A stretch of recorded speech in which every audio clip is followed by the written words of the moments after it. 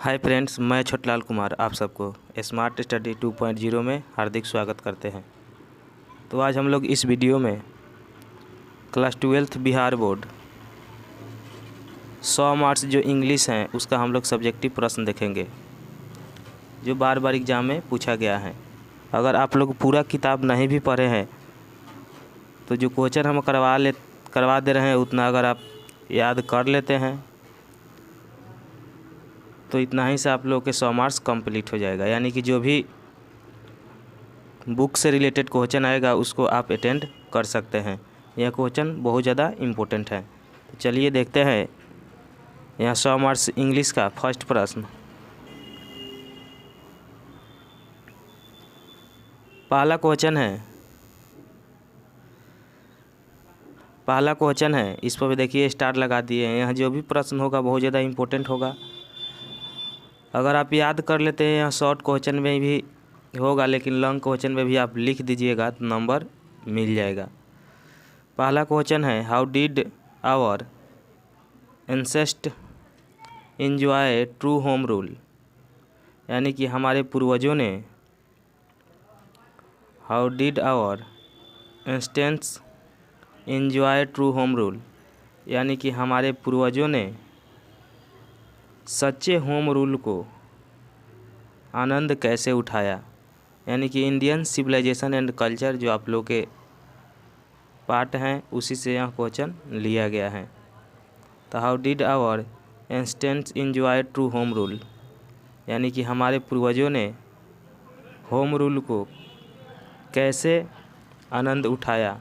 इसका उत्तर आप लिख सकते हैं, our ancestors followed their simple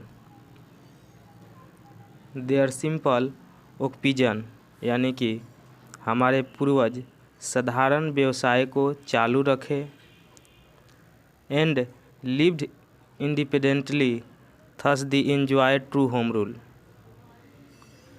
हमारे पूर्वजों ने साधारण व्यवसाय को चालू रखे और स्वतंत्र रूप से अपना जीवन and live independently thus they enjoy true home rule, स्वतंत्र रूप से अपना जीवन जीने लगे, इसलिए वे सच्चे होम रूल को आनंद उठाया।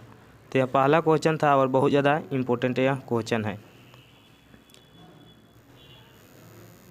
देखते हैं दूसरा क्वेश्चन। इसमें का जितना अगर आप वर्ड मीनिंग है आपको याद होगा तो आप ऑटोमेटिकली, बहुत सारा इसमें का वर्ड मीनिंग याद भी रहता है। मान लीजिए आपको इंग्लिश पढ़ने नहीं भी आता है तो आप इसको एक दो बार प्रैक्टिस करिएगा, बोलने का अभ्यास करिएगा तो आप याद कर सकते हैं। जैसे वाई मतलब क्यों होता है, से मतलब कहना, डेट, माइंड, बर्ड मतलब पक्षी। इस तरह जितना यह है बहुत सारे लड़का सब कुछ जानता है फिर भी इसका हिंदी अर्थ नहीं निकाल पाता है। तो इस पर एक दो बार आप प्रैक्टिस करिएगा, बोलने का प्रयास करिएगा, याद करिएगा तो याद हो जाएगा। क्योंकि पूरे बुक से रिलेटेड अगर आप लोग 30 से 20 क्वेश्चन याद कर लेते हैं सब्जेक्टिव तो इतना से आपका एग्ज़ाम निकल जाएगा। क्योंकि 12th में इंग्लिश का जो मार्क्स होता है वह भी जुटता है, इसलिए बहुत सारे लड़कों को इंग्लिश में क्रश भी लग जाता है। इसलिए आप लोगों को मेहनत किसी तरह करना ही पड़ेगा। दूसरा क्वेश्चन है, वाई डज गांधी जी से that mind is restless bird.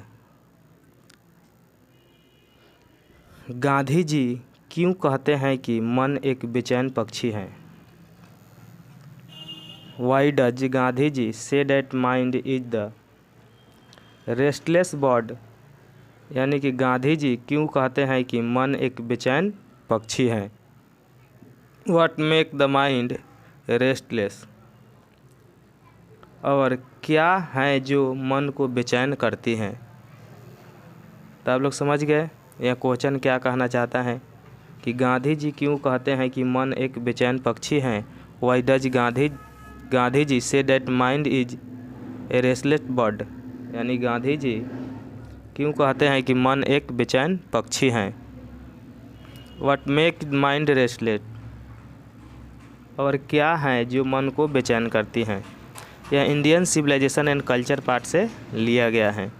इसका उत्तर आप लिख सकते हैं, गांधी जी से that mind is restless bird, यानी गांधी जी हमारे मन को बेचैन पक्षी कहा है। बिकॉज क्योंकि, इट नेवर सर्टिफाइड क्योंकि कभी भी मन संतुष्ट नहीं होता है। सर्टिफाइड मतलब होता है संतुष्ट, संतुष्ट नहीं होता है।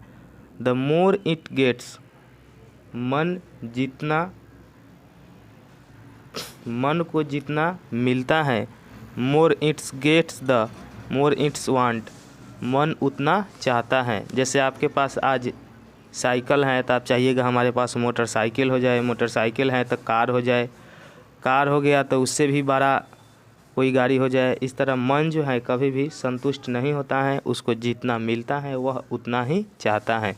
तो Gandhi ji say that mind is a restless bird because it is never certified, the more it gets the more its wants.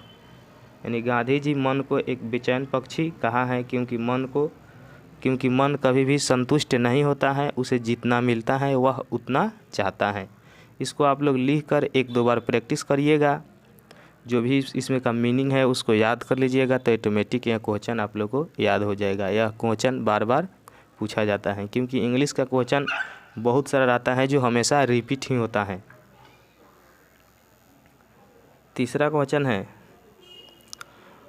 Y is the thankful to modern civilisation, यानी कि Indian civilisation and culture part में गांधी जी ने model civilisation का मतलब होता है सभ्यता, यानी कि मॉडल जो आधुनिक सभ्यता है उसको शुक्रगुजार क्यों कहा है, यानी वह आधुनिक सभ्यता का शुक्रगुजार क्यों है। Why is he thankful to modern civilisation, इसका उत्तर आप लिख सकते हैं, he is no hater of the west, यानी कि Indian civilisation and culture part में महात्मा गांधी ने इंडियन सिविलाइजेशन एंड कल्चर को जो बड़ाई की है, इससे यह स्पर्श नहीं होता है, इससे यह साबित नहीं होता है कि वह पश्चिमी देशों के लिए वह बैड चाहते हैं। Thankful to west for may a thing that he has learn for western culture, यानी कि इससे यह साबित नहीं होता है कि वह पश्चिमी देशों के लिए बैड चाहते हैं।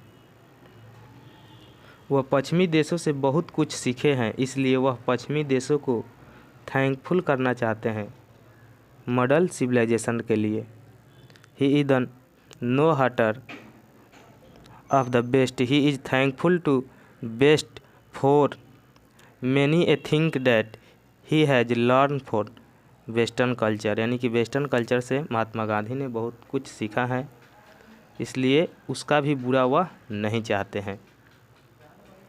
3 नंबर क्वेश्चन भी आप लोग समझ गए होंगे, ज़्यादा नहीं, आप लोग लगभग 40 से 50 क्वेश्चन याद कर लेते हैं शॉर्ट क्वेश्चन में ही, तो बहुत सारा ऑब्जेक्टिव क्वेश्चन भी कंप्लीट हो जाएगा।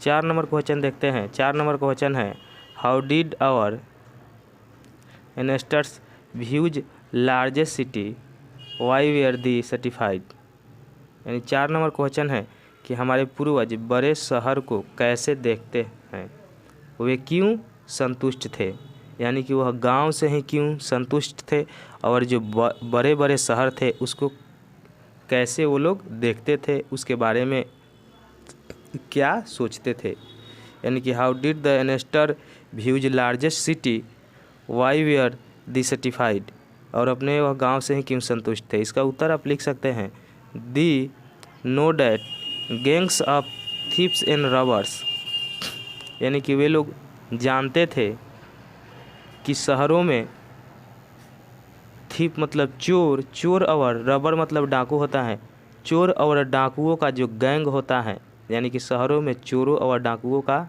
बहुत गैंग होता है। Prostitution and the other vices flourish in the big city, और अनेक प्रकार के शोर शराबा शहरों में होता रहता है। And the rich robber of poor, और अमीरों द्वारा गरीबों पर शोषण किया जाता है। The were cheerful certified with a small village, इसलिए वह अपने छोटे से गांव से ही संतुष्ट थे। तो आशा करते हैं यह भी क्वेश्चन आप लोग समझ गए होंगे। देखते हैं अगला क्वेश्चन। अगला क्वेश्चन है on what occasion did Zakir Hussain delivered speech, यानी कि डॉक्टर जाकिर हुसैन ने किस अवसर पर भाषण दिया था। यानी कि आप लोग के इंग्लिश का जो 100 मार्क्स बुक है उसमें एक जाकिर हुसैन का भी स्पीच दिया गया है, यानी कि एक पार्ट है, इसके बारे में पढ़ना है। तो वहीं इसमें क्वेश्चन दिया गया है on what occasion did Zakir Hussain delivered speech, यानी कि जाकिर हुसैन ने किस अवसर पर भाषण दिया था। जो आप लोग के पाठ है वह एक भाषण है। तो इसका उत्तर आप लिख सकते हैं he delivered this speech on 1967 after taking the oath of president. This is his first speech as the president of India, यानी कि उन्होंने राष्ट्रपति के रूप में शपथ लेने के बाद पहली बार 1967 में भाषण दिए थे। He delivered this speech in 1967 after taking the oath of president. This is his first speech as the president of India, यानी कि डॉक्टर जाकिर हुसैन ने जब 1967 में राष्ट्रपति की शपथ लिए उसका यह पहला भाषण था। इसमें आप लोग को ऑब्जेक्टिव में भी यह पूछ सकता है कि डॉक्टर जाकिर हुसैन ने फर्स्ट अपना स्पीच कब दिए थे या भारत के राष्ट्रपति के रूप में वह शपथ ग्रहण कब किए थे। ऑब्जेक्टिव प्रश्न आप लोग देख सकते हैं, बहुत सारे ऑब्जेक्टिव प्रश्न इससे बुक से भी पूछा जाता है। जिस तरह हिंदी में पूछा जाता है सेम उसी तरह इंग्लिश में भी पूछा जाता है। छठा क्वेश्चन है why does Zakir Hussain call India the young state of an ancient people, यानी कि डॉक्टर जाकिर हुसैन प्राचीन लोगों का युवा राज क्यों कहते हैं। Why does Zakir Hussain call India the young state of an ancient people, यानी कि डॉक्टर जाकिर हुसैन प्राचीन लोगों का युवा राज क्यों कहते हैं। तो इसका उत्तर में आप लिख सकते हैं doctor Zakir Hussain called India the young state of an ancient people. It is so because our past is not dead and still it is the alive of and dynamics our ancient. यानी कि जाकिर हुसैन कहते हैं कि भारत प्राचीन लोगों का युवा राज है। Doctor Zakir Hussain called India the young state of ancient people, यानी कि डॉक्टर जाकिर हुसैन कहते हैं कि भारत प्राचीन लोगों का युवा राज है। सो बिकॉज क्योंकि आवर पास्ट, यानी कि हमारा अतीत, डेड एंड स्टिल, हमारा जो अतीत है वह आज भी जीवित है। डेड मतलब मारा हुआ नहीं है। इट इज़ द एलाइव, यानी कि जीवित हैं। एंड डायनेमिक्स आवर एंसेंट, और उससे हम कुछ सीखते हैं, कुछ प्रगति करते हैं। इसलिए डॉक्टर जाकिर हुसैन ने प्राचीन लोगों का युवा राज कहा है। तो इस वीडियो में हम लोग 6 क्वेश्चन देखे हैं जो बहुत ज़्यादा इम्पोर्टेंट है। अगर आप इतना कर लेते हैं तो बहुत संभावना है कि यह प्रश्न आप लोग के एग्ज़ाम में आ जाएगा, क्योंकि 3-4 साल का हमारा भी एक्सपीरियंस है। हम भी 12th का लगभग 4 साल तक पढ़ाए हैं। इसके आगे चलिए देखते हैं जो 100 मार्क्स आप लोग के इंग्लिश हैं उसमें ऑब्जेक्टिव प्रश्न लगभग 2 प्रोज होता है और ऑथर उससे पूछा जाता है, यानी कि जो पाठ होता है और उसका लेखक होता है उससे ऑब्जेक्टिव प्रश्न पूछा जाता है। अगर आप लोग चिट लेकर भी चल गए हैं एग्ज़ाम हॉल में तो आप लोग को समझ में नहीं आएगा कि यह क्वेश्चन जो है किस पार्ट से है और कहाँ से फाड़ कर हमको लिखना होगा। इसलिए बहुत ज़रूरी है। 5 नंबर तो लेखक और पाठ से पूछा ही जाता है, लेकिन अगर आप सब्जेक्टिव प्रश्न जब बनाइएगा उसमें बहुत सहूलियत मिलेगा अगर आप लोग के यह याद रहेगा। तो पहला जो आप लोग के पाठ है उसका नाम है, यह भी आप लोग को कंपल्सरी एकदम याद होना ही चाहिए। पहला आप लोग का पाठ है इंडियन सिविलाइजेशन एंड कल्चर, इसका लेखक कौन है।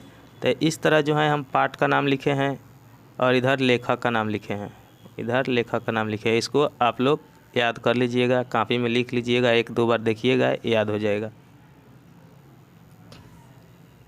तो पहला है इंडियन सिविलाइजेशन एंड कल्चर, भारतीय सभ्यता और संस्कृति, यानी कि इंडियन सिविलाइजेशन एंड कल्चर पाठ के लेखक कौन है। तो इसका लेखक है महात्मा गांधी। आप लोग लिखते चलिए, कापी कलम लेकर बैठिए और लिखते चलिए, इसको याद कर लीजिएगा। तो पहला इंडियन सिविलाइजेशन एंड कल्चर, इसका है महात्मा गांधी। दूसरा है भारत इज माई होम, यानी कि भारत मेरा घर, इसका डॉक्टर जाकिर हुसैन, डॉक्टर जाकिर हुसैन। इसी में का 2 प्रश्न अभी हम बताए हैं, और इंडियन सिविलाइजेशन एंड कल्चर में का 3 प्रश्न था, और ए पिंच ऑफ सनूप इसका 1 प्रश्न था, यानी 6 क्वेश्चन हम बताए हैं। लगभग 3 पार्ट तक कंप्लीट कर दिए हैं। 10 पार्ट आप लोगों को पढ़ना है, लगभग 20-25 क्वेश्चन हम करवाएंगे। उतना अगर आप याद कर लेते हैं तो 100 मार्क्स हिंदी के लिए आपका टेंशन ख़त्म हो जाएगा। तो भारत इज माई होम, इसका लेखक जो है डॉक्टर जाकिर हुसैन है। ए पिंच ऑफ सनूप, इसका लेखक मनोहर मालवंकर हैं। ये ट्रिक के लिए लिखे थे, इस पर ध्यान मत दीजिएगा, ये ट्रिक के लिए लिखे थे कि पिंच ऑफ सनूप, जैसे यहाँ पिंचर यानी कि पंचर कहाँ बनाया जाता है, तो गाँवों में बनाया जाता है। तो इस तरह पे पिंच ऑफ सनूप का याद रख सकते हैं, मनोहर मालवंकर।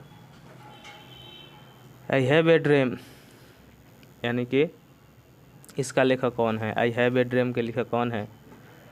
लोग जानते हैं ड्रीम मतलब सपना होता है, और सपना आदमी राजा बनने के लिए देखता है, यानी कोई भी सपना में नहीं देखता है कि हम चोर बन जाए।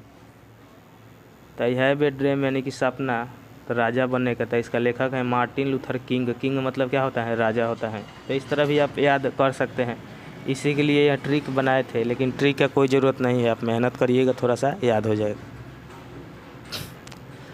तो आई हैव ए ड्रीम के मार्टिन लूथर किंग हो जाएगा। आइडियल द हैव हेल्पेड मैनकाइंड, इसका लेखक हैं ब्रेंड रसेल। ब्रेंड रसेल इसका लेखक हो जाएगा। द आर्टिस्ट, आर्टिस्ट मतलब क्या होता है, कलाकार। कलाकार कुछ हमेशा नया नया गीत या कुछ भी गाता रहता है। तो इस तरह आप इसको आप याद रख सकते हैं। सिंगानोया इसका लेखक है। द आर्टिस्ट का सिंगानोया इसका लेखक है। ये हो गया द आर्टिस्ट का सिंगानोया इसका लेखक है। ए चाइल्ड इज बॉर्न, बॉर्न मतलब किससे, जन्म से संबंधित है। इस तरह ट्रिक बनाए थे, लेकिन ट्रिक का कोई ज़रूरत नहीं है, इस तरह भी आप लोग याद कर लीजिएगा।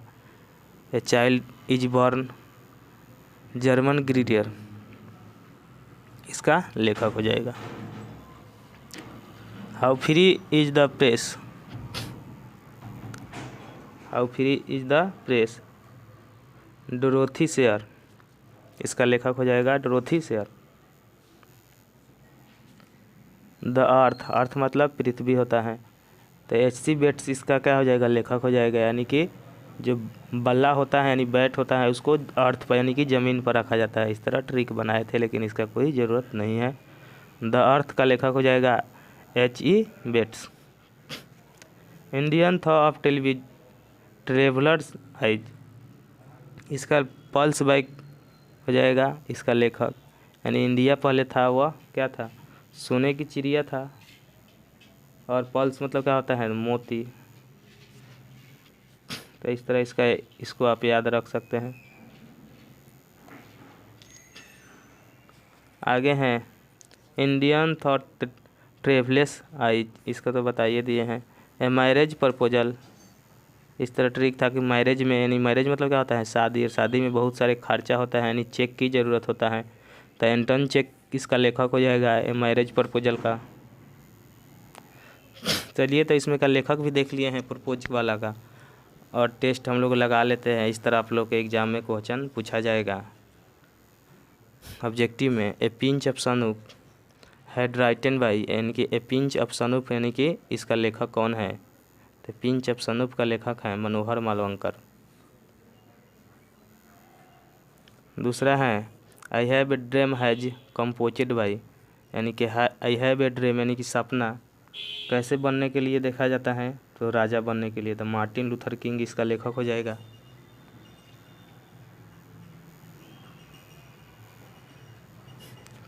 आगे हैं child is born has painted by, यानी कि इसका लेखक कौन है, ए चाइल्ड इज बॉर्न। तो बॉर्न किससे, जन्म से संबंधित है, तो जर्मन गिरियर इसका लेखक हो जाएगा। आगे हैं the earth has written by, यानी कि द अर्थ के लेखक कौन है, तो अर्थ यानी कि धरती, धरती पर बैट रखा जाता है यानी कि बल्ला, तो हो जाएगा H.E. बेट्स। आगे 5 नंबर हैं a marriage proposal has painted by, यानी कि मैरिज प्रपोजल किसका लेखक, इसका लेखक कौन है, तो मैरिज में बहुत खर्च की ज़रूरत होती है और चेक की ज़रूरत होती है, तो एंटोन चेकक हो जाएगा इसका लेखक। चलिए, तो वीडियो आप लोग को अच्छा लगा तो लाइक कर दीजिए। वीडियो को पहली बार देख रहे हैं तो चैनल को सब्सक्राइब कर लीजिए, क्योंकि बिहार बोर्ड से रिलेटेड प्रत्येक प्रकार की सब्जेक्ट की तैयारी इस चैनल के माध्यम से कराई जाती है। क्वेश्चन जो बताए हैं यह बहुत ज़्यादा इम्पोर्टेंट हैं, अगर आप इस पर मेहनत करिएगा तो ऑटोमेटिक आपसे याद हो ही जाएगा, क्योंकि कुछ भी असंभव नहीं है। चलिए, वीडियो देखने के लिए बहुत बहुत धन्यवाद। इस वीडियो पर अगर अच्छा रिस्पांस मिला तो इस सीरीज़ को आगे और हम बढ़ाएंगे। लगभग इंग्लिश का जितना जो भी बुक है 2 ठो, उसमें से लगभग 30 से 40 क्वेश्चन हम करा देंगे, उससे 100 मार्क्स जो आप लोग के इंग्लिश हैं वह कंप्लीट हो जाएगा।